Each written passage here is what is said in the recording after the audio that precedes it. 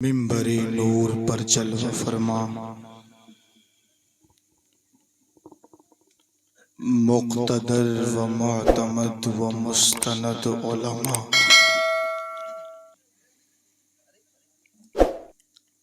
بالخصوص آپ کی اس بستی کے قاضی شہر حضرت مولانا فیضان صاحب قبلہ، حاضرین بز اور لاؤڈ اسپیکر کے ذریعے اپنے اپنے گھروں میں آج کی اس محفل میلاد مصطفیٰ میں شریک ہونے والے اور شریک ہونے والیاں، السلام علیکم ورحمۃ اللہ وبرکاتہ۔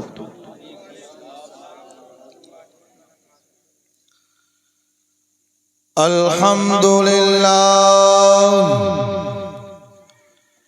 الحمدللہ الذی ابدع الافلاک، الذي أبدع الأفلاك والأرضين،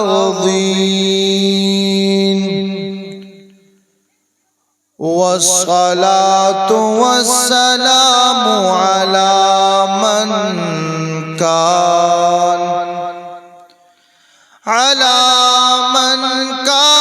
نبيا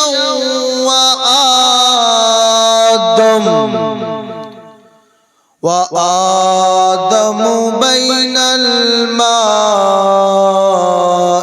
والدين، وعلى آله وأصحابه أجمعين، أما بعد فأعوذ بالله من الشيطان الرجيم، بسم اللہ الرحمن الرحیم، والضحى واللیل اذا سجى، صدق اللہ العظیم وصدق رسولہ النبی الامین المتین الکریم، ونحن على ذلك لمن الشاہدین والشاکرین، والحمد للہ رب العالمین۔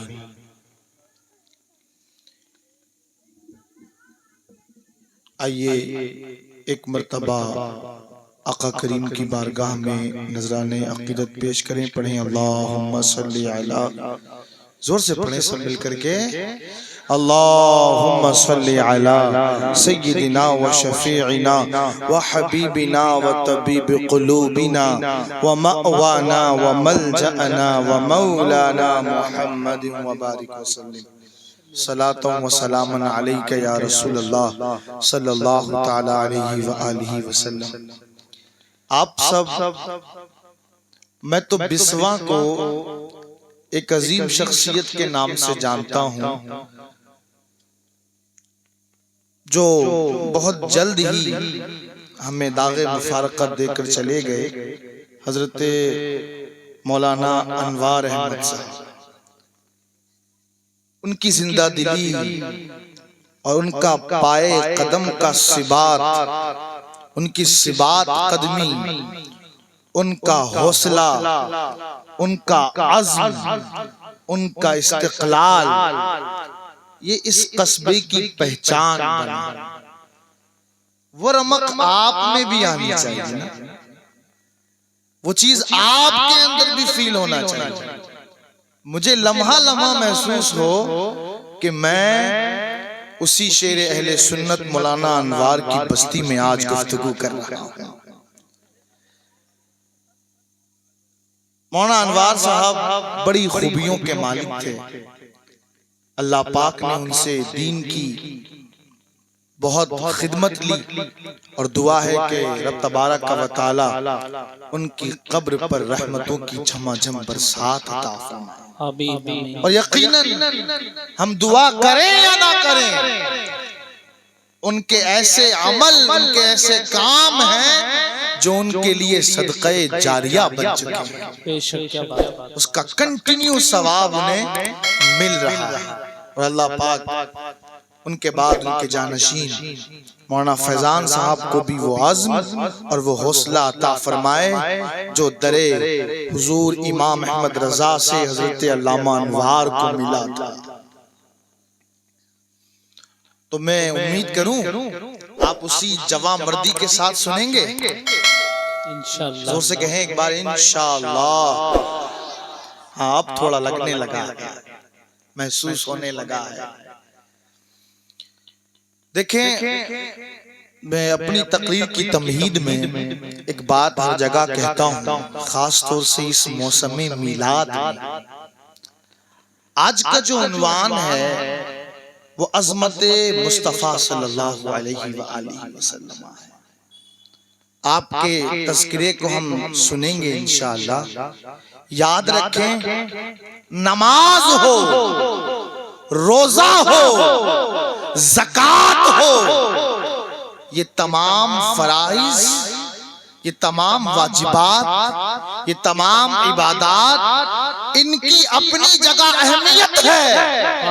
اگر میرا ٹاپک عظمت زکوٰۃ ہوتا یا عظمت نماز ہوتا تو آپ کو آنے جانے کی اجازت میں دے سکتا تھا۔ آج ہم ذکر مصطفیٰ سننے آئے ہیں، وہ مصطفیٰ کہ جن کے در پر بایزید جاتے ہیں تو اپنی سانس کو روک لیا۔ سبحان اللہ۔ اس مصطفیٰ کا ذکر سننا ہے تو برائے مہربانی جنہیں جانا ہے وہ ابھی چلے جائیں، دوران ذکر نہ جائیں۔ میں اسے گستاخی سمجھتا ہوں، بنا ضرورت شرعی اور بنا ضرورت طبعی کے چلے جانا میرے نزدیک یہ ذکر مصطفیٰ صلی اللہ علیہ وآلہ وسلم کے ادب کے خلاف ہے۔ اس لیے جسے جانا ہو وہ ابھی چلا جائے، دوران بیان نہ جائے۔ انشاءاللہ آج کوشش کریں گے کہ آقا کریم صلی اللہ علیہ وآلہ وسلم کا ذکر سنیں اور اپنے ایمان کو تازہ کریں۔ سیدی اعلیٰ حضرت امام عشق و محبت، آپ کا ذکر کیے بنا تو عظمت رسالت پر خطاب مکمل ہو ہی نہیں سکتا۔ سیدی اعلیٰ حضرت نے ایک تخیل باندھا، ایک فکر باندھی اور اپنے آپ کو امام عشق و محبت عالم تخیلات میں میدان محشر میں لے جاتے ہیں، اور میدان محشر میں پہنچ کر کے امام عشق و محبت دیکھتے ہیں۔ عالم تخیلات میں، تخیلات کی وادیوں میں سیر کرتے ہوئے آپ غور کرتے ہیں، زمین تانبے کی ہو چکی ہے، سورج سوا نیزے کی مسافت ڈسٹینس پر ہے، سارے لوگ اولین و آخرین کا اجتماع ہے، سارے کے سارے اپنے اپنے گناہوں کے مطابق اپنے پسینے میں نہا رہے ہیں۔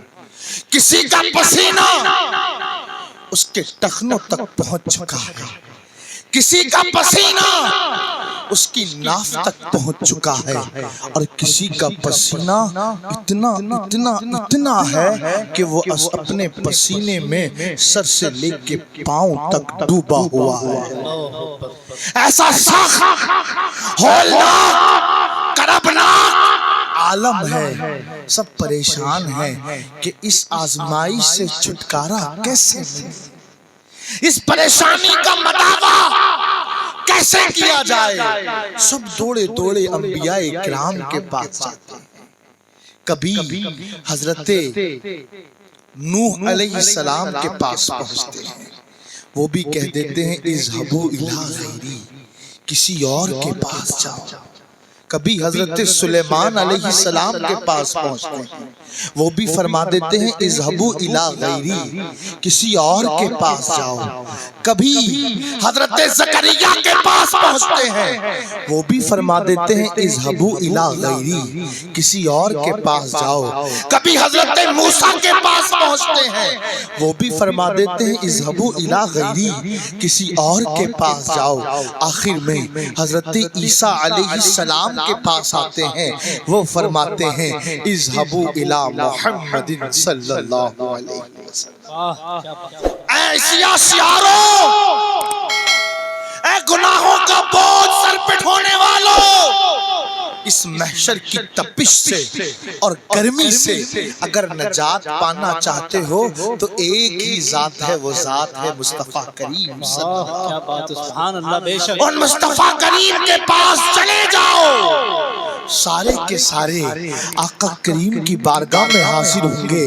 مصطفیٰ کریم سب کے دکھڑے سنیں گے، سب کی پریشانیاں سماعت فرمائیں گے، اس کے بعد اپنے سر کو سجدے میں رکھ دیں گے، آواز آئے گی یا محمد صلی اللہ علیہ وسلم، ارفع راسکا سل تعطا اشفع تشفع۔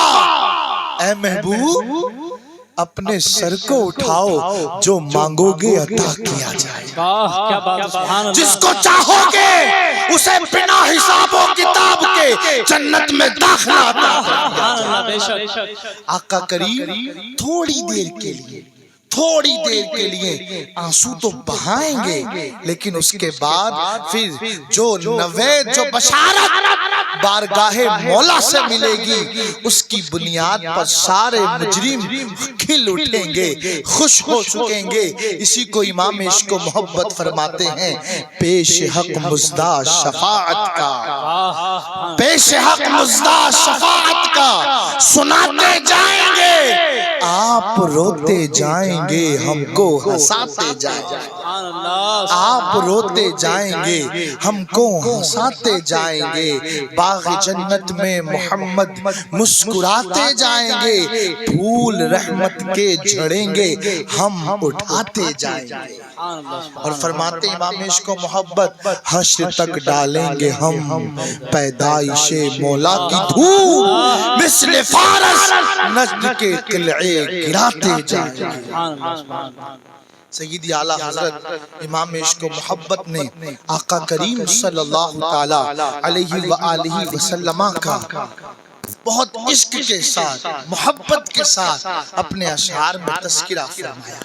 میرے آقا ہے ہی باکمال، اتنے باکمال ہیں، اتنے باکمال ہیں، جب وقت کا مجدد، جس کو امام المحدثین بھی کہا جاتا ہے، جس کو امام المفسرین بھی کہا جاتا ہے، جس کو امام المفکرین بھی کہا جاتا ہے، جس کو امام الائمہ کہا جاتا ہے، سیدی اعلیٰ حضرت امام عشق و محبت جب آقا کریم صلی اللہ علیہ وآلہ وسلم کے چہرے اقدس کی تعریف کرنا چاہتے ہیں، سوچتے ہیں لاؤ آج اپنے محبوب کو آقا کریم صلی اللہ علیہ وآلہ وسلم کے چہرے کی تعریف کی جائے، آپ کی زلفوں کا بیان کیا جائے، آپ کے چہرے کی رونقوں کو، آپ کے چہرے کی تابشوں کو شعر کے قالب میں ڈھال کر لوگوں تک پہنچایا جائے۔ امام عشق و محبت قلم اٹھاتے ہیں اور عالم تخیل میں سیدی اعلیٰ حضرت کی نگاہوں کے سامنے آقا کریم کا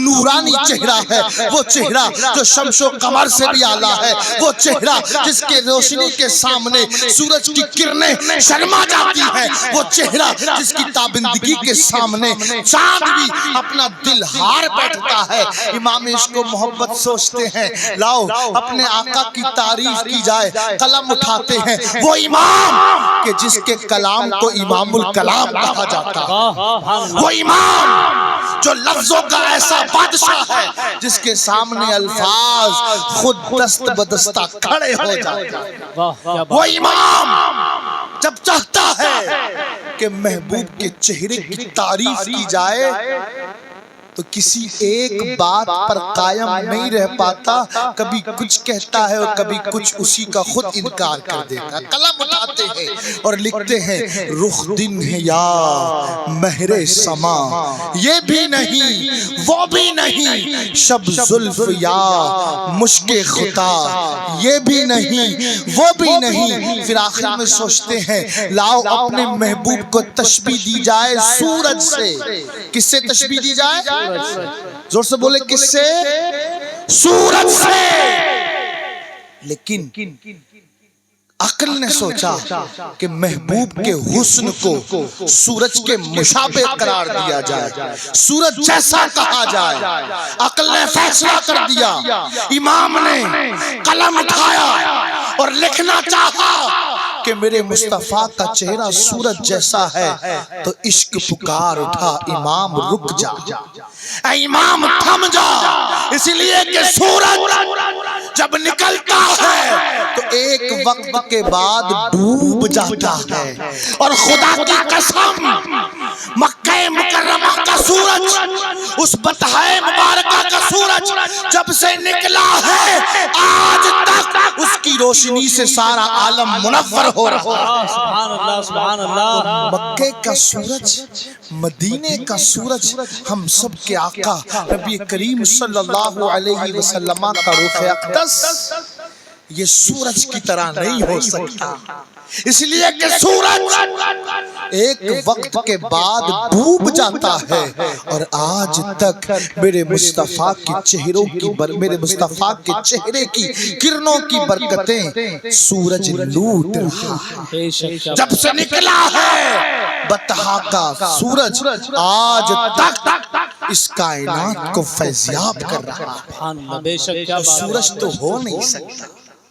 پھر رات آتی ہے، چاند اپنے آب و تاب کے ساتھ چمکتا ہے، تاروں کی انجمن ہے۔ چاند کی چاندنی نے پورے آسمان کو، پوری کائنات کو اپنے اجالے میں سمیٹ رکھا ہے۔ عقل پھر کہتی ہے امام مدینے والے مصطفیٰ کا چہرہ چاند کی طرح ہے۔ قلم اٹھایا اور لکھنا چاہا کہ آمنہ کے لال کا چہرہ اقدس یہ چاند کی طرح ہے، لکھنا چاہتے ہیں، اتنے میں عشق پھر بول پڑتا ہے امام رک جا، امام تھم جا، اس لیے کہ ہم نے سنا ہے نورہ مقتبس من نور الشمس، سورج کی روشنی، چاند کی روشنی یہ اپنی نہیں ہوتی، ذاتی نہیں ہوتی، بلکہ چاند کی روشنی میں حصہ سورج کی کرنوں کا ہوتا ہے۔ اور مدینے والا چاند خدا کی قسم یہ اپنی اصل روشنی رکھتا ہے، اس لیے مدینے کا چاند آسمان کے چاند کی طرح نہیں ہو سکتا۔ پھر خود لکھتے ہیں اور کہتے ہیں خورشید تھا، خورشید کہتے ہیں سورج کو، خورشید تھا کس زور پر کیا بڑھ کے چمکا، تھا قمر بے پردہ جب وہ رخ ہوا، یہ بھی نہیں وہ بھی نہیں۔ کیا بات ہے، سبحان اللہ۔ نعرہ تکبیر، نعرہ رسالت، مسلک اعلیٰ حضرت، جشن عید میلاد النبی حضرت علامہ مولانا عطا المصطفیٰ سنبھلی صاحب قبلہ، نعرہ تکبیر، نعرہ رسالت۔ پھر کہتے ہیں بلبل نے گل ان کو کہا، قمری نے سرویں جاں فضا، حیرت نے جھنجلا کر کہا یہ بھی نہیں وہ بھی نہیں۔ جب امام عشق و محبت لکھتے لکھتے سوچتے سوچتے آپ جب تھک جاتے ہیں نا، آخر میں کہتے ہیں سرور کہوں کہ مالکو مولا کہوں تجھے، سرور کہوں کہ مالکو مولا کہوں تجھے، باغ خلیل کا گلے زیبا کہوں تجھے، اللہ رے تیرے جسم منور کی تابشیں، اے جان جان میں جانے تجلا کہوں تجھے۔ کہتے ہیں کہہ لے گی سب کچھ ان کے ثنا خاں کی خاموشی، میں چپ ہو رہا ہوں یہ کہہ کے کہ کیا کیا کہوں تجھے۔ آخر رضا نے ختم سخن اس پہ کر دیا، خالق کا بندہ خلق کا آقا کا، کیا بات ہے، سبحان خالق کا اللہ۔ بندہ خلق کا آقا کہوں تجھے۔ میرے آقا نبی کریم صلی اللہ تعالی علیہ وآلہ وسلم کا نور بار چہرہ کتنا نورانی ہے، کتنا نورانی ہے، اس کی چمک دمک کا ہم اور آپ اندازہ نہیں کر سکتے، ہم اندازہ نہیں لگا سکتے میرے آقا کس قدر نورانی چہرہ رکھتے ہیں۔ حضرت حلیمہ سعدیہ رضی اللہ تعالی عنہ بیان فرماتی ہیں کہ آقا کریم 2 سال کے ہیں۔ کتنے سال کے ہیں؟ 2 سال کی عمر ہے۔ میں نے مصطفیٰ کریم کو اپنی گود میں لیا، اونٹنی پر سوار ہوئی، اپنے قبیلے کی طرف بڑھنے لگی۔ راستے میں ایک حبشیوں کا لشکر ہے جو ہمارے لشکر کو نقصان پہنچانا چاہتا ہے، جو ہمارے قافلے کو نقصان پہنچانا چاہتا ہے۔ ان حبشیوں کے لشکر کا سردار میری اونٹنی کے قریب آ جاتا ہے۔ قریب آیا، اتنا قریب آیا، اتنا قریب آیا، اس نے دیکھا کہ میری گود میں ایک 2 سال کا حسین و جمیل بچہ لیٹا ہوا ہے۔ اچانک سے ہوا چلی، پردہ ہٹا، اس کے سامنے آقا کریم کا رخ انور جیسے ہی آیا وہ بول پڑا، خدا کی قسم یہ چہرہ اللہ کے نبی کے علاوہ کسی اور کا نہیں ہے۔ بے شک، کیا بات ہے، سبحان اللہ۔ اتنا حسین و جمیل چہرہ، اتنا حسین و جمیل چہرہ کہ خدا کی قسم یہ اللہ کے نبی کے علاوہ کسی اور کا نہیں ہو سکتا۔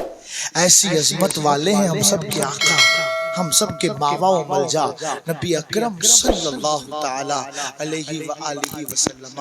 یہ تو میرے آقا کا رخ انور۔ کہتی ہے جب میں اپنے قبیلے پہنچ گئی نا اور قبیلے میں مصطفیٰ کریم نے قدم رکھا تو کہتی ہیں جیسے ہی میرے آقا ہمارے قبیلے میں آئے تو ہمارے قبیلے کی چراگاہ جو خشک ہو چکی تھی، سوکھ چکی تھی، وہ ساری کی ساری ہری ہو گئی۔ کیا بات ہے، سبحان اللہ۔ آقا کریم جیسے ہی حلیمہ سعدیہ کے قبیلے میں پہنچے دریاؤں میں روانی آ گئی۔ آقا کریم جیسے ہی حضرت حلیمہ سعدیہ رضی اللہ تعالی عنہ کے قبیلے میں پہنچے، علماء نے لکھا، سیرت نگاروں نے لکھا، حضرت حلیمہ سعدیہ رضی اللہ تعالی عنہ کے گھر میں اجالا ہو گیا، روشنی آ گئی۔ رات کا 1 پہر گزرا، حضرت حلیمہ سعدیہ کا آنگن بھی روشن ہے۔ حضرت حلیمہ سعدیہ کے روشن دان سے روشنیاں باہر نکل کر کے سارے گھر کو روشن کر رہی ہیں۔ 1 پہر گزرا، دوسرا پہر آیا، ابھی بھی روشنیاں روشن کر رہی ہیں۔ رات کا آخری پہر آ گیا، حضرت حلیمہ سعدیہ کا سارا گھر منور ہے۔ قبیلے والے پریشان ہیں، یہ حلیمہ تو بڑی غریب سی عورت ہے، بڑی مسکین سی عورت ہے، اس کے پاس تو تھوڑی دیر کے لیے چراغ جلانے کے لیے بھی تیل نہیں ہوتا۔ آج یہ کیا ہو گیا ہے؟ ساری رات ہو چکی ہے اور حلیمہ کے گھر روشنی ہی روشنی ہے۔ صبح ہوئی، جب صبح کا سورج نکلا سارے لوگ حضرت حلیمہ کے دروازے پر پہنچ جاتے ہیں اور کھڑے ہو کر کے سوال کرتے ہیں، اے حلیمہ یہ تو بتا، ہم نے آج تک تیرے گھر میں رات کے پہلے پہر میں چراغ جلتا نہیں دیکھا اور آج تو ساری رات تیرے گھر میں روشنی ہی روشنی تھی، یہ تو بتا تیرے پاس کون سا تیل آ گیا ہے، کون سا چراغ تیرے پاس آ گیا ہے؟ حضرت حلیمہ کہنے لگی، لوگوں سنو، میرے پاس کوئی تیل والا مٹی والا چراغ نہیں ہے بلکہ میرے پاس کائنات کا دولہ، کیا بات ہے، سبحان اللہ، جس کی برکت سے سارا گھر روشن ہے۔ ایسے ہیں ہمارے آقا نبی کریم صلی اللہ علیہ وسلم۔ حضرت حلیمہ کہتی ہے میرے پاس 7 بکریاں تھیں۔ کتنی بکریاں تھیں؟ 7 بکریاں تھیں۔ اور جب آقا کریم میرے گھر آئے ایسی برکت ہوئی، ایسی برکت ہوئی، ایسی برکت ہوئی کہ وہ 7 بکریاں 700 بکریوں میں تبدیل ہو گئی۔ کیا بات ہے، سبحان اللہ۔ آقا کریم صلی اللہ تعالی علیہ وآلہ وسلم کی شان و عظمت میں آپ کو کیا بتاؤں؟ میرے مصطفیٰ کی ہر ادا نرالی، ہر ادا نرالی ہے۔ اور آج بھی آقا کریم صلی اللہ علیہ وآلہ وسلم عطا کرتے ہیں، بس گنبد خضرا کو دیکھنے کی تڑپ ہونی چاہیے، وہاں مانگنے کا سلیقہ آنا چاہیے۔ وہ کہتے ہیں نا سیدی تاج الشریعہ، داغ فرقت طیبہ قلب مزمحل جاتا، کاش گنبد خضرا دیکھنے کو مل جاتا۔ ہر ایک عاشق کی یہ تمنا ہونی چاہیے، یہ خواہش ہونی چاہیے۔ یاد رکھیں پیسے کی ضرورت نہیں ہوتی، مدینہ جانے کے لیے پیسہ نہیں چاہیے، دولت نہیں چاہیے۔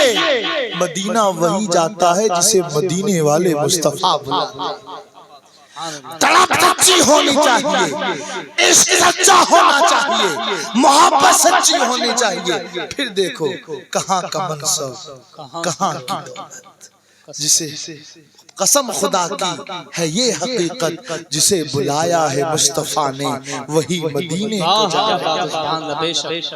عاشقان رسول میں آپ کو کیا شان بیان کروں۔ نبی کریم صلی اللہ علیہ وسلم کے چہرے اقدس کا تذکرہ آپ نے سنا، آپ کی زلف عنبری کیسی بابرکت ہے، کیسی بابرکت ہے۔ حضرت ام عمارہ رضی اللہ تعالیٰ عنہ بیان کرتی ہیں آقا کریم نے ایک مرتبہ مقام حدیبیہ میں اپنے بالوں کو ترشوایا تو ہم نے آپ کے مبارک بالوں سے کچھ بال جمع کر لیے، اور فرماتی ہیں میں اپنے گھر وہ بال لے آئی۔ جب میں آقا کریم کے مبارک بال شریف اپنے گھر لے آئی تو کہتی ہیں جب کوئی بچہ میرے محلے میں بیمار ہو جاتا، جب کوئی بڑا میرے محلے میں ایسی بیماری کا شکار ہو جاتا جس کا کوئی علاج دنیا کے طبیبوں کے پاس نہیں ہوتا، تو کہتی ہیں جب کوئی بیمار ہوتا اور دنیا کے طبیب اس کا علاج نہیں کر پاتے، لوگ میرے دروازے پر آتے، میں آقا کریم کے مبارک بال شریف کو لاتی اور لا کر کے ان کو غسل دیتی۔ غسل دینے کے بعد جو غسل کا پانی بچتا وہ غسل کا پانی لا علاج بیماری والے انسان کو پلا دیا جاتا۔ خدا کی قسم مصطفیٰ کے بالوں کی یہ برکت تھی کہ جس بیماری کو دنیا کے ڈاکٹرز نے، دنیا کے طبیب نے لا علاج کہہ دیا ہوتا، جیسے ہی آقا کریم کے مبارک بالوں کا غسالہ اس بیمار پر چھڑکا جاتا، وہ بیمار اپنے پیروں پر چلنے کے لیے تیار ہو جاتا۔ کیا بات ہے، سبحان اللہ۔ نعرہ تکبیر، نعرہ رسالت، سرکار کی آمد، حضور کی آمد، پرنور کی آمد، جشن عید میلاد النبی، حضرت علامہ مولانا عطا المصطفیٰ صاحب قبلہ۔ یہ ہیں ہمارے آقا نبی کریم صلی اللہ علیہ وسلم کی مبارک بالوں کی برکت ہے۔ اور قسم خدا کی میرے آقا نبی کریم صلی اللہ علیہ وآلہ وسلم کا مبارک پسینہ کتنا باکمال ہے، کتنا باکمال۔ ایک شخص پیارے آقا کی بارگاہ میں حاضر ہوتا ہے، عرض کرتا ہے یا رسول اللہ میری بیٹی کی شادی ہے، گھر میں خوشبو لگانے کے لیے مشک موجود نہیں ہے، مشک میرے پاس نہیں ہے۔ آقا کریم صلی اللہ علیہ وآلہ وسلم نے ایک ڈبی منگائی اور اس کے اندر اپنے مبارک پسینے کو نچوڑ کر ڈال دیا اور فرمایا یہ پسینہ اپنی بیٹی کو دے دینا، جب وہ اپنی بیٹی کے پاس وہ پسینہ لے کر پہنچتے ہیں اور جب وہ بیٹی اس پسینے کو اپنے بدن سے ملتی ہے، مورخین نے، سیرت نگاروں نے لکھا ہے خدا کی قسم صرف اس بیٹی کا بدن ہی خوشبودار نہیں ہوا، جیسی اس نے آقا کریم کے پسینے کو اپنے بدن سے ملا ہے سارا گھر خوشبوؤں سے مہک اٹھا۔ اور علماء نے یہ بھی لکھا، غزالی زمان حضرت علامہ قاسمی صاحب رحمت اللہ تعالیٰ علیہ لکھتے ہیں صرف گھر ہی نہیں مہکا، صرف بدن ہی نہیں مہکا، بلکہ اللہ پاک نے آپ کے مبارک پسینے میں یہ معجزہ عطا فرمایا، یہ کمال عطا فرمایا کہ اس بچی کے گھر میں جو بھی اولاد پیدا ہوتی اس کا بدن خوشبوؤں سے مہکتا ہوا ہوتا۔ سبحان اللہ، کیا بات۔ اسی لیے تو کسی نے بڑی پیاری بات کہی ہے نا، عرصہ ہوا طیبہ کی گلیوں سے وہ گزرے ہیں۔ ہاں ہاں آج بھی جاؤ نا پیارے، اور ایمان والی ناک اگر پاس موجود ہو، محبت رسول کی ناک اگر رکھتے ہو، اور آج بھی مدینہ جاؤ نا تو یہ بات سچی ہے، حقیقت ہے۔ عرصہ ہوا طیبہ کی گلیوں سے وہ گزرے ہیں، اس وقت بھی ان گلیوں میں خوشبو ہے پسینے کی۔ سبحان اللہ، بے شک، کیا بات۔ اس وقت بھی ان گلیوں میں خوشبو ہے پسینے کی۔ آقا کریم صلی اللہ علیہ وآلہ وسلم کی سیرت بھی بے مثال ہے اور آپ کی صورت بھی بے مثال ہے۔ یہ تو ابھی میں نے آپ کے سامنے صورت کا تذکرہ کیا، اور آقا کریم صلی اللہ علیہ وآلہ وسلم کے میلاد منانے والے کو کیسی برکتیں ملتی ہیں۔ ایک بہت بڑے بزرگ ہیں جو سب کے نزدیک مسلم ہیں، اپنے ہوں یا پرائے ہوں، میلاد مناتے ہوں یا نہ مناتے ہوں، سب کے نزدیک وہ شخصیت محترم ہے، سب ان کا ادب سے نام لیتے ہیں۔ ان کا نام ہے شاہ ولی اللہ محدث دہلوی۔ کیا نام ہے ان کا؟ زور سے بولے، کیا نام ہے؟ شاہ ولی اللہ محدث دہلوی رحمت اللہ تعالی علیہ۔ ان کی کتاب ہے فیوز الحرمین۔ کون سی کتاب ہے؟ فیوز الحرمین۔ اس کے پیج نمبر 33 پر لکھتے ہیں، ایک مرتبہ جب میں مکہ مکرمہ میں حاضر ہوا تو میں اس جگہ پہنچا جہاں آقا کریم کی ولادت ہوئی ہے۔ میں مولد رسول پر پہنچا تو میں نے کیا دیکھا کہ آج تو 12ویں تاریخ ہے، 12 ربیع الاول ہے، 12 ربیع النور ہے۔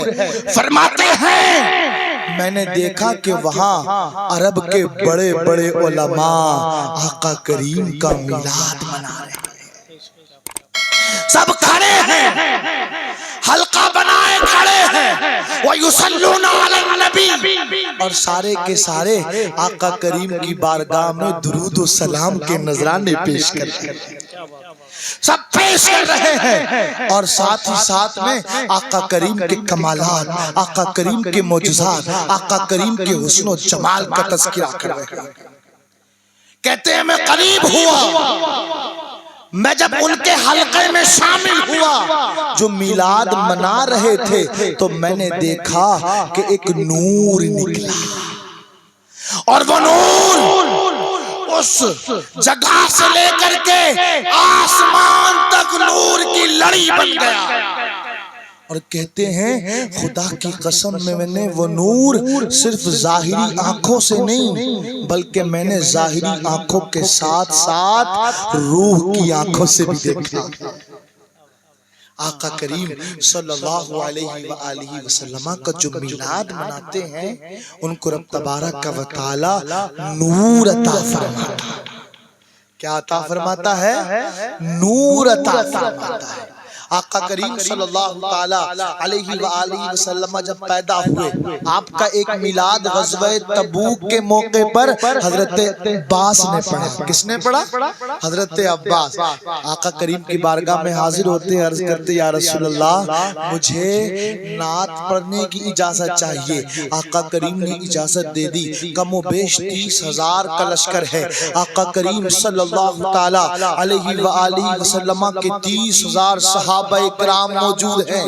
حضرت عباس کھڑے ہوتے ہیں اور عرض کرتے ہیں یا رسول اللہ لما ولدت اشرقت الافلاک. یا رسول اللہ جب آپ پیدا ہوئے نا تو ساری کائنات روشن ہو گئی.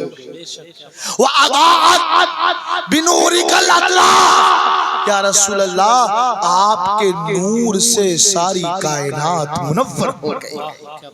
آقا کریم صلی اللہ علیہ وآلہ وسلم تشریف لائے تو زمین بھی روشن ہو گئی, آسمان بھی روشن ہو گیا. گویا کہ زمین بھی آقا کے میلاد کی خوشی منانے لگی, آسمان بھی آقا کی ولادت کی خوشی منانے لگا, سمندر کی طغیانی بھی مسرور ہو کر کے مصطفیٰ کا میلاد پڑھنے لگی, پہاڑوں کی چوٹیاں بھی جھوم کر کے مصطفیٰ کریم کی بارگاہ میں خراج تحسین پیش کرنے لگی.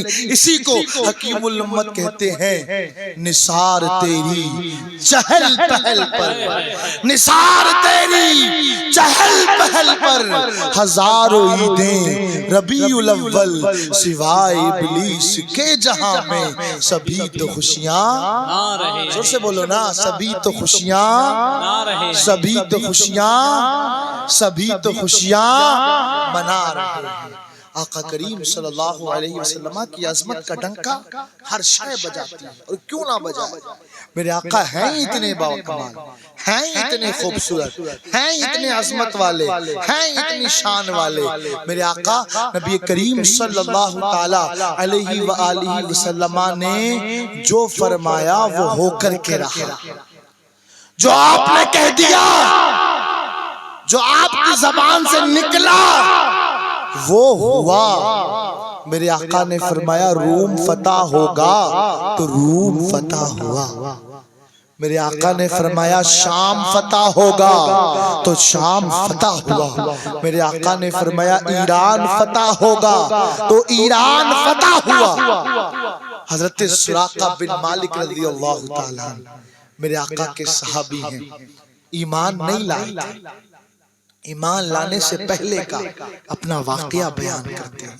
بڑی دلچسپ سٹوری ہے, انٹرسٹنگ انسیڈنٹ ہے, خوبصورت واقعہ ہے. عشق کے ساتھ, محبت کے ساتھ, خلوص کے ساتھ اس کو سنیے, انشاءاللہ اس کی برکتیں نصیب ہوں گی. اس سے پہلے ایک بات اور سن لیں. ابھی آپ نے آقا کریم کی مبارک پسینے کا کمال سنا, مبارک زلفوں کا کمال سنا, مبارک چہرے اقدس کی تابانیوں کا کمال سنا. آقا کریم صلی اللہ علیہ وسلم جب قرآن پڑھتے تو خوبصورت سما بن جاتا تھا. میرے آقا صلی اللہ علیہ وسلم قرآن پڑھتے تو صرف انسان ہی نہیں بلکہ چرندے اور درندے بھی سنتے تھے. علماء نے لکھا آقا کریم صلی اللہ علیہ وآلہ وسلم جب مسجد نبوی شریف میں قرآن کی تلاوت کرتے, یا میرے آقا نبی کریم صلی اللہ تعالی علیہ وآلہ وسلم جب قرآن پڑھا کرتے, مکہ مکرمہ کی وادیوں میں قرآن پڑھتے, علماء نے لکھا ہے. اور کیوں نہ ایسا ہوتا, ذرا غور تو کریں, جب خود قرآن وہ پڑھے جس کو قرآن نے خود تاہا کہہ کر کے پکارا, وہ کتنا خوبصورت سما بنتا ہوگا, وہ کیسا خوبصورت لہجہ ہوتا ہوگا, وہ کیسا انویلا, انوکھا اور میٹھا انداز ہوتا ہوگا, وہ کس طرح تاروں کی انجمن ہوتی ہوگی کہ جب خود اپنی زبان سے وہ قرآن پڑھتا ہو, وہ رفعنا لک ذکرک کہتا ہو جس کو قرآن نے خود ورفعنا لک ذکرک کہہ کے پکارا. وہ کیا خوبصورت سما بنتا ہوگا کہ جو خود اپنی زبان سے یاسین پڑھتا ہو جس کو قرآن نے یاسین کہہ کے پکارا, وہ خود اپنی زبان سے تاہا پڑھتا ہو جس کو قرآن نے تاہا کہہ کر کے پکارا, وہ خود اپنی زبان سے انا اعطیناک الکوثر پڑھتا ہو جس کو قرآن نے انا اعطیناک الکوثر کہہ کے پکارا. تو کیا خوبصورت سما بنتا ہوگا. قسم خدا کی وہ ایسا سما ہوتا ہوگا کہ آسمان کے فرشتے بھی رش کرتے ہوتے. کہتے ہیں علماء لکھتے جب میرے آقا قرآن پڑھتے تو صرف انسان ہی نہیں بلکہ پرندے بھی رک رک کر کے میرے مصطفیٰ کا قرآن سنا کرتے. کیا بات ہے. آقا کریم کی تلاوت سنا کرتے تھے۔ علماء نے یہاں تک لکھا معاذ اللہ یہ ابو جہل اور ابو لہب جیسے سخت کافر جو دن بھر معاذ اللہ نقل کفر نباشر یہ کہتے تھے کہ یہ محمد صلی اللہ علیہ وسلم مجنون ہو چکے ہیں، پاگل ہو چکے ہیں معاذ اللہ، جو دن بھر یہ ناک لاپتے تھے، گستاخیاں کرتے تھے، لیکن جب رات ہوتی اور آقا کریم قرآن کی تلاوت کرتے تو خود ابو جہل اور ابو لہب جیسے کافر جھاڑیوں کے پیچھے سے بیٹھ کر چھپ چھپ کر کے قرآن سنا کرتے تھے۔ کسی نے پوچھا کہ دن بھر تو تم یہ بکتے ہو اور رات میں جھاڑیوں کے پیچھے چھپ چھپ کر کے قرآن سنتے ہو، یہ بتاؤ ماجرا کیا ہے؟ وہ کہنے لگے بات یہ ہے جب محمد عربی صلی اللہ علیہ وآلہ وسلم قرآن پڑھتے ہیں تو اطمینان گھر میں نہیں ہوتا، اس وقت تک دل پرسکون نہیں ہوتا جب تک کہ ان کی آواز کانوں میں نہ گھل جائے۔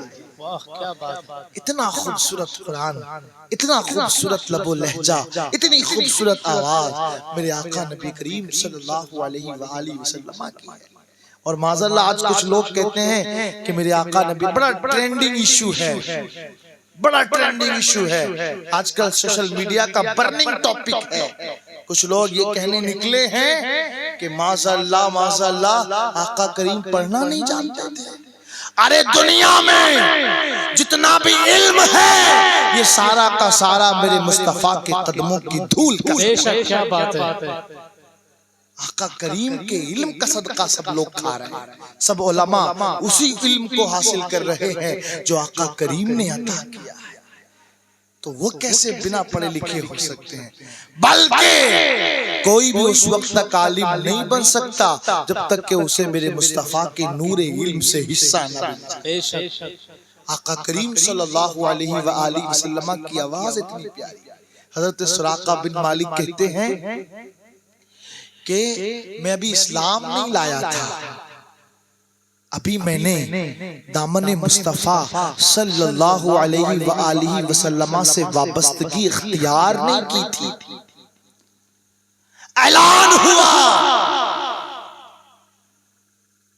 کہ مسلمانوں کے رسول صلی اللہ علیہ وآلہ وسلم اور ان کے ساتھ ان کے ساتھی یہ مکہ سے ہجرت کر کے مدینے کی طرف جا رہے ہیں۔ اعلان ہوا جو پکڑ کر لائے گا اس کو 100 اونٹ سرخ اونٹ انعام میں دیے جائیں گے۔ کہتے میرے کانوں میں جب یہ آواز آئی میں بھی اپنے گھوڑے پر بیٹھا، ایڑ لگائی تاکہ یہ انعام حاصل کر سکوں۔ کہتے جنگل پار کرتا گیا، بیابان سے گزرتا گیا، اور گزرتے گزرتے گزرتے گزرتے ایک جگہ میں نے آقا کریم کو پا لیا۔ آقا کریم صلی اللہ علیہ وآلہ وسلم موجود ہیں، آپ کے ساتھ حضرت ابو بکر بھی ہے۔ میں نے آپ کو گرفتار کرنا چاہا، آقا کریم نے پیچھے مڑ کر دیکھا، جیسے ہی آقا کریم نے پیچھے مڑ کر کے دیکھا زمین نے مجھے اپنے اندر دھسانا شروع کر دیا، میں زمین میں دھسنے لگا۔ جب مجھے یہ یقین ہو گیا کہ اب میں زمین میں پورا دھس جاؤں گا تو میں نے ہاتھ جوڑ کر آقا کریم سے معافی مانگ لی، عرض کیا مجھے معاف فرما دے۔ آقا کریم نے معاف کر دیا، زمین نے مجھے چھوڑ دیا۔ کہتے ہیں سراقہ لیکن پھر مال کے لالچ نے وسوسہ میرے ذہن میں ڈالا، اور پھر میں نے اپنے گھوڑے کو دوڑانا شروع کر دیا اور میں آقا کریم کے پیچھے پیچھے دوڑنے لگا۔ پھر قریب تھا کہ میں گرفتار کر لوں، آقا کریم نے اپنی نگاہ ڈالی، زمین نے پھر دھسانا شروع کر دیا۔ کہتے اس بار پھر مجھے یقین ہو گیا کہ جب تک معافی نہیں مانگوں گا زمین نہیں چھوڑے گی۔ میں نے ہاتھ جوڑ کر معافی مانگ لی، مجھے معاف کر دے۔ آقا کریم نے دوسری بار بھی معاف کر دیا۔ یہ دیکھیں، یہ ہے میرے آقا نبی کریم صلی اللہ علیہ وآلہ وسلم کی سیرت مبارکہ۔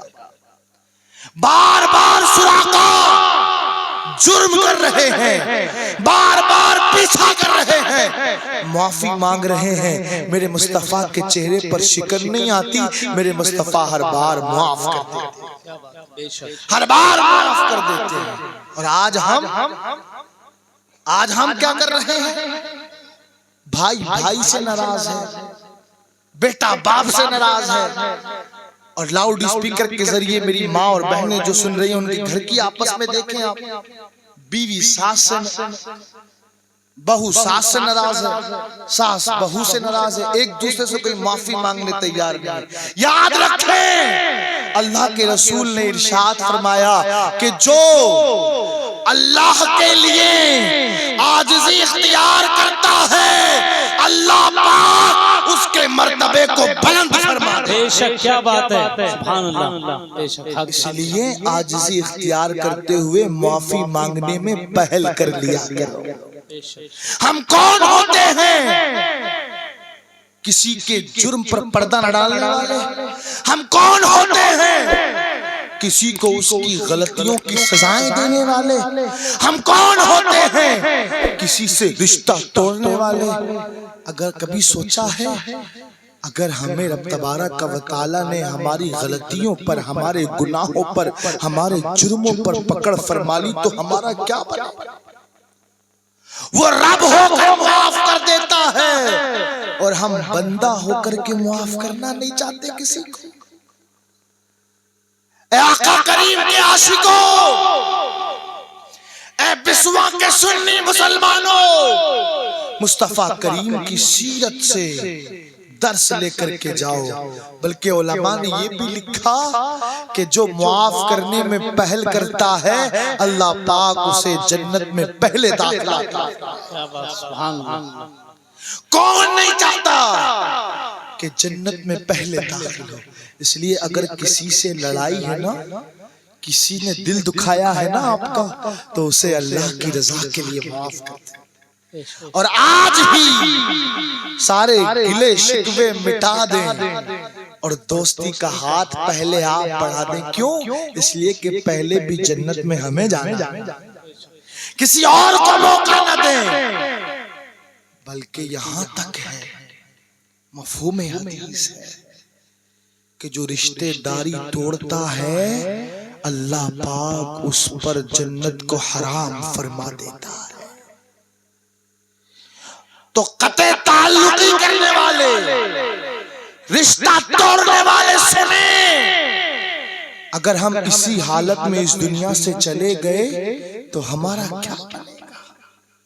ہمارا کیا بنے گا؟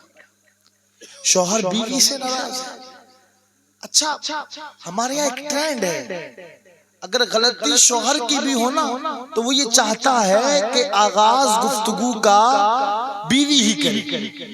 حالانکہ میرے آقا صلی اللہ علیہ وسلم کا انداز یہ ہے، اتنا پیارا انداز ہے۔ حضرت عائشہ رضی اللہ تعالیٰ عنہ بیان فرماتی ہیں کہ آقا کریم صلی اللہ علیہ وآلہ وسلم کو جب آپ کی ازواج ڈھونڈ دی اور آپ کو آپ کی بارگاہ میں حاضری دیتی تو آپ صلی اللہ علیہ وسلم ان کے سامنے لبیک کہہ کر کے آیا کرتے۔ یہ انداز ہے میرے مصطفیٰ صلی اللہ علیہ وآلہ وسلم کا۔ حضرت عائشہ فرماتی ہیں میرے آقا خود گھر میں آٹا بھی گوند لیا کرتے تھے۔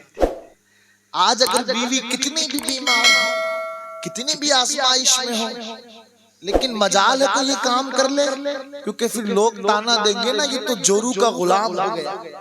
نہیں نہیں میرے بھائیو، میرے آقا نبی کریم کی سنت مبارکہ ہے، آپ گھر میں ہاتھ بٹائیں، آپ گھر میں ہاتھ بٹائیں۔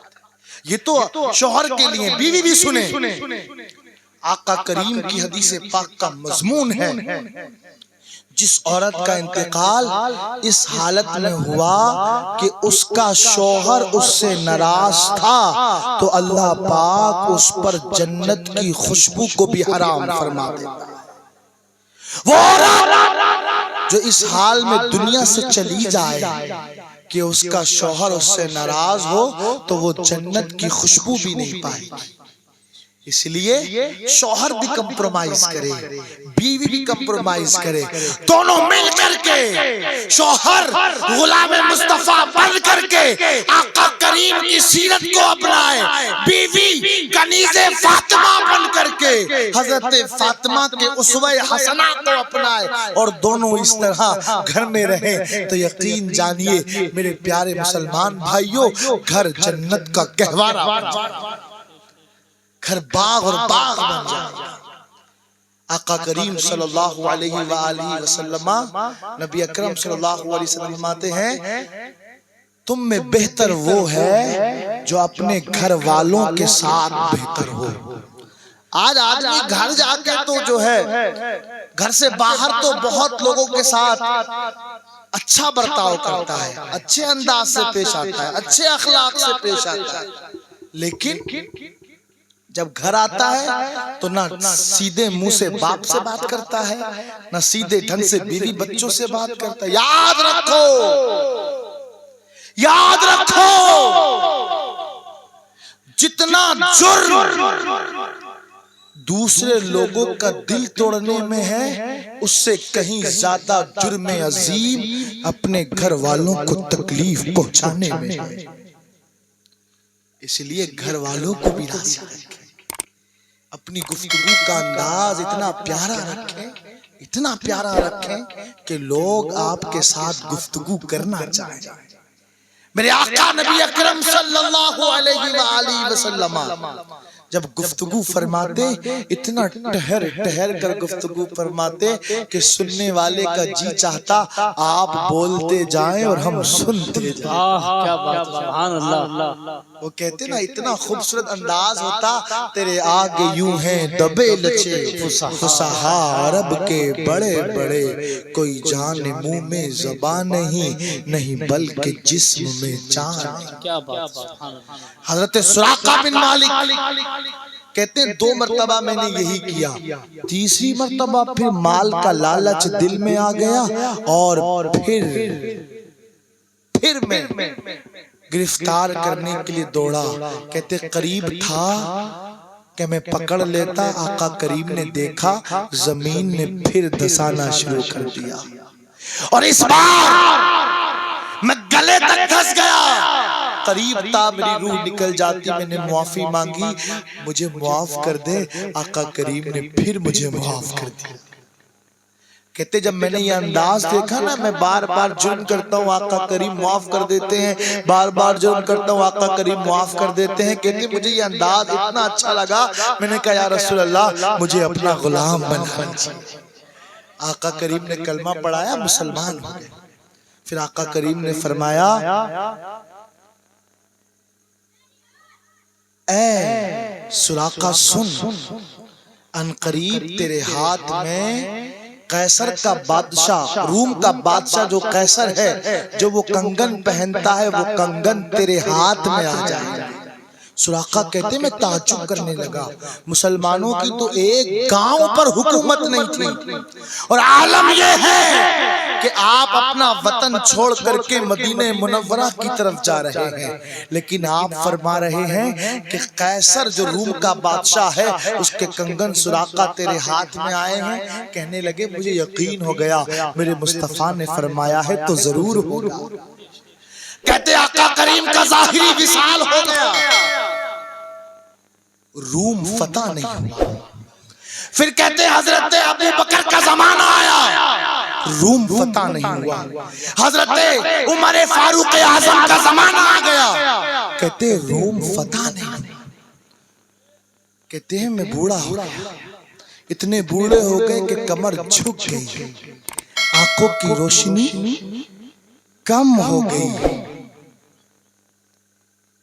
چلنا پھرنا کم ہو گیا۔ کسی نے کان میں آ کے کہا سراقہ اب تو دنیا سے جانے کا وقت آ گیا۔ حضرت سراقہ کہنے لگے نہیں، جب تک میرے ہاتھ میں کنگن نہیں آ جاتے اس وقت تک اسرائیل میری روح قبض نہیں کر سکتا، اس لیے کہ میرے آقا نے فرمایا ہے پھر کہتے ہیں ایک دن حضرت عمر فاروق اعظم نے خبر بھجوائی کہ جا کر کے سراقہ کو کہہ دینا، سراقہ وہ کنگن آ گئے جس کنگن کا تمہیں انتظار تھا۔ جب وہ کنگن پہنے تو سراقہ کا انداز تھا جس کو امام عشق و محبت نے اس انداز سے تعبیر کیا ہے، وہ زبان جس کو سب کن کی کنجی کہیں اس کی نافذ حکومت پہ لاکھوں سے۔ کیا بات ہے، سبحان اللہ، اللہ اکبر، نعرے زندہ باد، زندہ باد، اللہ۔ میرے آقا صلی اللہ تعالی علیہ وآلہ وسلم کا مبارک انداز دیکھیں، آپ نے جو کہا وہ ہو کے رہا اور ہوا۔ میں نے آپ کو سمجھایا، دکھایا کیسے ہوا۔ اس لیے اے عاشقان رسول، اے بسوا کے سنی مسلمانوں، ادھر متوجہ ہوں، ادھر نہ دیکھیں، ادھر متوجہ ہوں۔ یقیناً میں ذکر مصطفیٰ کر رہا ہوں تو اس وقت سب سے خوبصورت میں ہی ہوں، اس لیے آپ کی توجہ میری طرف رہنی چاہیے۔ بس 5-10 منٹ اور مجھے برداشت کریں، اس کے بعد انشاءاللہ اس محفل کا اختتام ہوگا۔ آقا کریم صلی اللہ علیہ وآلہ وسلم سے محبت کرنے والوں، صرف نام کے یا رسول اللہ کہنے والے نہ بنو، نام کے عاشق رسول نہ بنو، بلکہ حقیقی عاشق رسول بن کر کے جیو، حقیقی عاشق رسول بن کر جیو۔ حضرت عمر فاروق اعظم فرمانے لگے، کہتے ہیں کہ میرے آقا نبی کریم صلی اللہ علیہ وآلہ وسلم کو اتنی تکلیف کفار کی تلواروں سے بھی نہ ہوئی جتنی تکلیف امتیوں کی بدعملیوں سے ہوتی ہے۔ کفار قریش کی تلواریں جسم کو چھنی کرتی تھی اور امتی کی بدعملیاں، گناہ، یہ آقا کریم کے دل کو بے چین کرتے تھے، مضطرب کرتے تھے۔ اے عاشقان رسول، آج کی اس محفل میلاد کا، آج کی اس کانفرنس کا ایک پیغام ہے جو آپ نے لے کر کے جانا ہے۔ جس کو وہ عشق کسی کام کا نہیں، وہ محبت رسول کا نعرہ کھوکھلا ہے کہ جس محبت رسول کا نعرہ لگانے والا بندہ، اس کی محبت اسے بستر سے اٹھا کر کے مسجد تک نہ لے جا سکے، جو نمازی نہ بن سکا، وہ کیسا محبت رسول کا دعویٰ کرنے والا ہے؟ وہ اپنے دعوی عشق میں سچا نہیں ہے۔ اے عاشقان رسول، کبھی سوچا آپ نے، کبھی فکر کیا آپ نے؟ آج دیکھیں، داڑھی رکھنا یہ نماز فرض ہے، داڑھی رکھنا واجب ہے۔ ایک مشتاق ذرا غور کریں، لاک ڈاؤن اور کرونا کی سچویشن میں کرونا وائرس نے ہمیں بتا دیا کہ زندگی کتنی بے اعتبار ہے، کتنی بے ثبات ہے۔ کیا آپ گارنٹی لے سکتے ہیں کہ صبح تک آپ زندہ رہیں گے؟ No one can guarantee this، کوئی بھی اس کی گارنٹی نہیں لے سکتا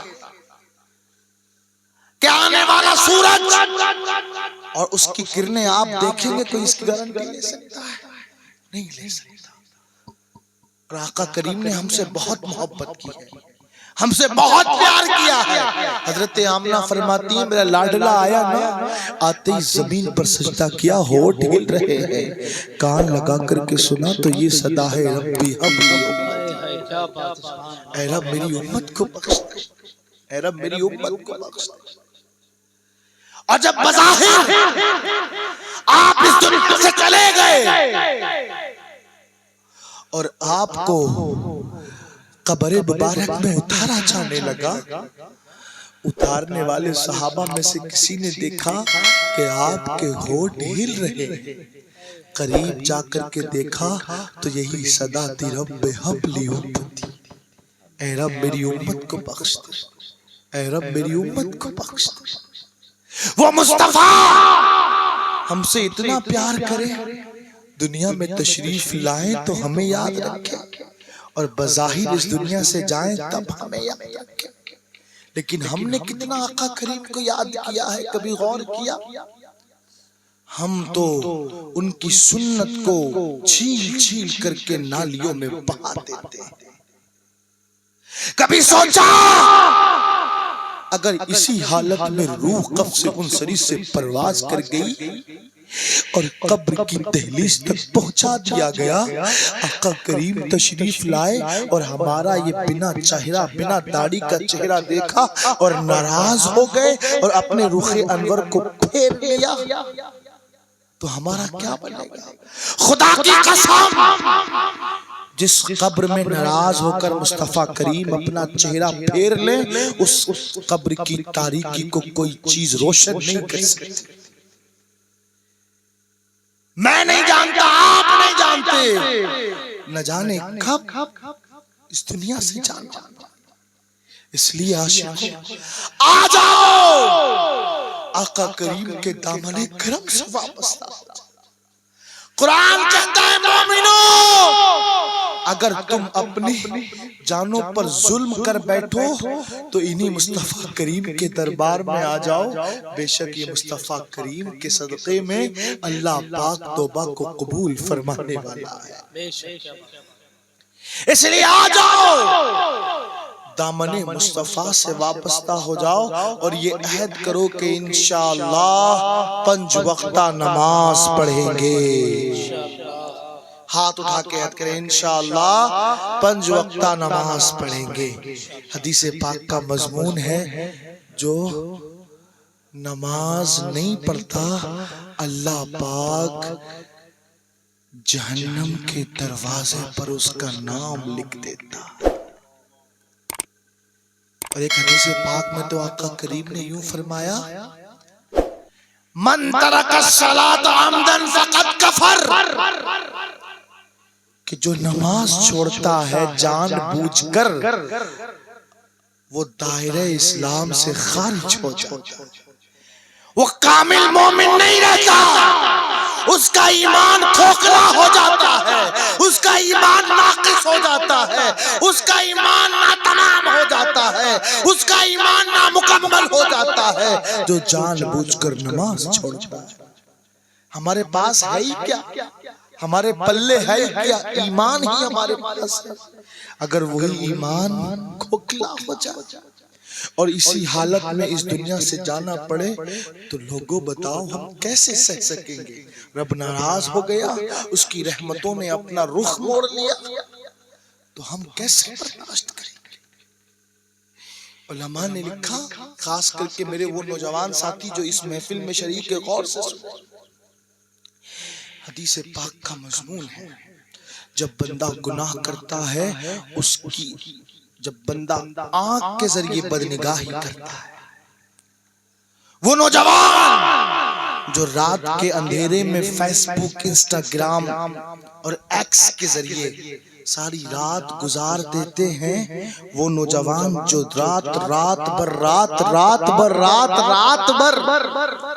رات کی تنہائی میں سمجھتے ہیں کہ کوئی نہیں دیکھ رہا لیکن اللہ تو دیکھ رہا، جو رات بھر بدنگاہی کرتے ہیں، ننگے بدن کی لڑکیوں کی تصاویر اور ویڈیوز دیکھتے ہیں، وہ غور سے سنیں، فرمایا گیا کہ جب بندہ بدنگاہی کرتا ہے تو اللہ پاک عبادت کی لذت چھین لیتا ہے۔ آج نماز میں مٹھاس نہیں آتی نا، مسجد میں دل نہیں لگتا نا، تو سمجھ لیں کہ ہماری آنکھوں نے بدنگاہی کی ہے، ہماری آنکھوں نے جرم کیا ہے۔ اس لیے آنکھوں کا گناہ ایسا گناہ ہے کہ جس کی نحوست کی وجہ سے عبادت کی لذت چھین لی جاتی ہے، عبادت کی لذت محسوس نہیں ہوتی، عبادت کی مٹھاس نہیں آتی۔ اور حدیث پاک کا مضمون ہے، جو بدنگاہی کرتا ہے بلکہ گویا کہ وہ آنکھوں کا زنا کر رہا ہے، بدنگاہی کرنے والا کل اس کی آنکھوں میں جہنم کی آگ میں دہکا کر کے لوہے کی سلائیاں ڈالی جائیں گی۔ آج معمولی سی اگر آگ کی تپش ہو نا، آگ تپش والی ہو تو کھڑا نہیں ہویا جاتا اس کے پاس، بدن کانپ جاتا ہے، بدن تھرتھرا جاتا ہے۔ اور میری ماں اور بہنیں موبائل کی اسکرین پر ڈرامے دیکھتی ہیں، پڑوسی ملک کا ڈرامہ ہو تو کہتی ہیں ارے یہ تو اسلامی نام ہے اس میں، یہ تو مسلم ڈرامہ ہے، اس کو دیکھنا کیسے گناہ ہو سکتا ہے۔ کان کھول کر کے سن لیں، جو بھی اس طرح کے لہو و لعب فالتو چیزیں ہیں ان سب کو دیکھنا سخت اور اشد حرام ہے۔ اور جب گناہ اس طرح ہوتا ہے تو اس گھر سے برکت بھی اٹھا لی جاتی ہے۔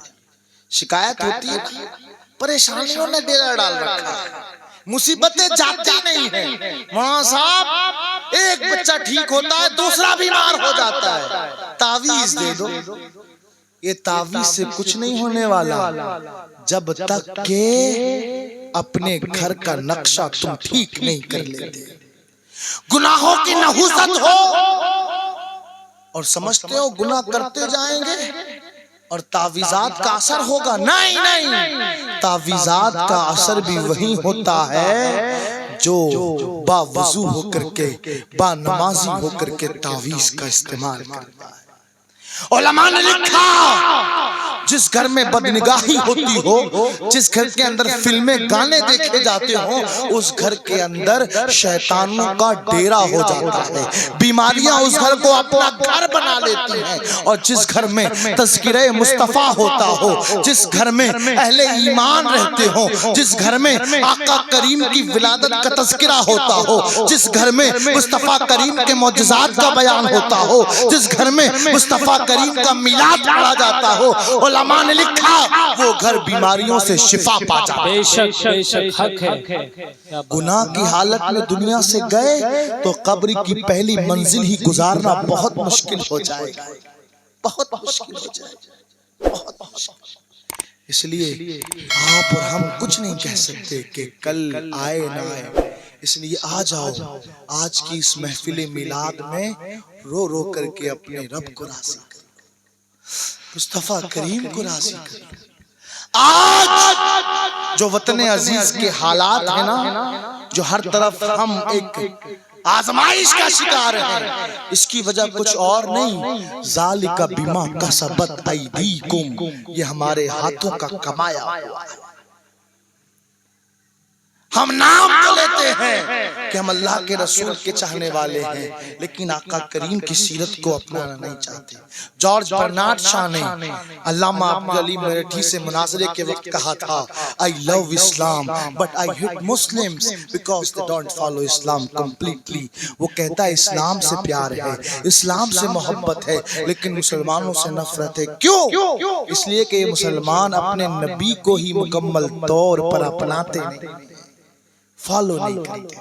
اس لیے آ جاؤ آقا کریم کے دامن سے وابستہ ہو جاؤ، اپنے جرم سے توبہ کر لو، اپنے گناہوں سے معافی مانگ لو، ورنہ یاد رکھو جیسے ہی یہ سانس بند ہوئی، حرکت قلب رکی، یہ چلتی پھرتی لاش، چلتا پھرتا بدن یہ لاش بن جائے گا، پھر سوائے افسوس کے کچھ اور نہ بچے گا۔ اس لیے آج لے ان کی پناہ، آج مدد مانگ ان سے، پھر نہ مانیں گے قیامت میں اگر مان گیا۔ انہیں جانا انہیں مانا، نہ رکھا غیر سے کام، للہ الحمد میں دنیا سے مسلمان گیا۔ حقیقی مسلمان بن جائیں، حقیقی طور پر آقا کریم کی ذات سے وابستہ ہو جائیں، اور جب حقیقی طور پر مصطفیٰ کریم کے غلام بن جائیں گے تو پھر انداز یوں ہوگا، نور آنکھوں میں تو چہروں پہ اجالے ہوں گے، نور آنکھوں میں تو چہروں پہ اجالے ہوں گے، مصطفیٰ والوں کے انداز نرالے ہوں گے، مصطفیٰ والوں کے انداز نرالے ہوں گے، اس لیے مصطفیٰ بن جائیں، مصطفیٰ بن جائیں، مصطفیٰ والے بن جائیں، آقا کریم کے دامن سے وابستہ ہو جائیں، یقین جانیں حقیقی عاشق مصطفیٰ بن جائیں گے تو پھر اعلیٰ حضرت فرماتے ہیں وسعتیں دی ہیں خدا نے دامن محبوب کو، جرم کھلتے جائیں گے وہ چھپاتے جائیں گے۔ آقا کریم سے وابستہ ہو جائیں۔ اور دیکھیں ابھی میں نے بیان کیا، آپ نے تقریر سنی، کہا گیا علماء نے لکھا کہ مسلمانوں کو جب نصیحت کی جاتی ہے تو اس کا فائدہ ہوتا ہے، دل نرم ہو جاتا ہے، دل نرم ہونا شروع ہو گیا، لیکن کیا ہوگا ایک ہفتے کے بعد پھر گناہوں کی نحوست کی وجہ سے پھر دل سخت ہو جائے گا۔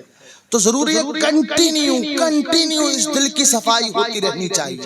اس کے لیے آپ اپنے قریبی مرکز اہل سنت جہاں مولانا فیضان ہوتے ہیں وہاں آپ جایا کریں، دین کی باتیں سنا کریں، اور الحمدللہ دعوت اسلامی کے مدنی ماحول سے وابستہ ہو جائیں۔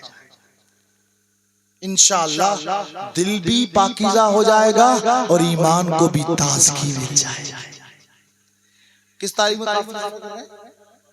11، 12، 13 یہ مدنی قافلے سفر ہو رہے ہیں۔ علماء نے لکھا دین کی ایک بات سیکھ لینا یہ ساری رات نفل پڑھنے سے بہتر ہے۔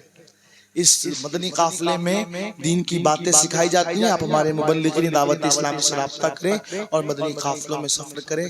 اب تبارک و تعالی سے دعا ہے کہ مولا عز و جل ہم سب کو کہنے سننے سے زیادہ عمل کرنے کی توفیق عطا فرمائے۔ آئیے مل کے میرے ساتھ پڑھیں حسبی ربی، زور سے بولیں جل اللہ، حسبی ربی ما فی قلبی نور محمد حق لا الہ، حق لا الہ، حق لا الہ الا اللہ محمد۔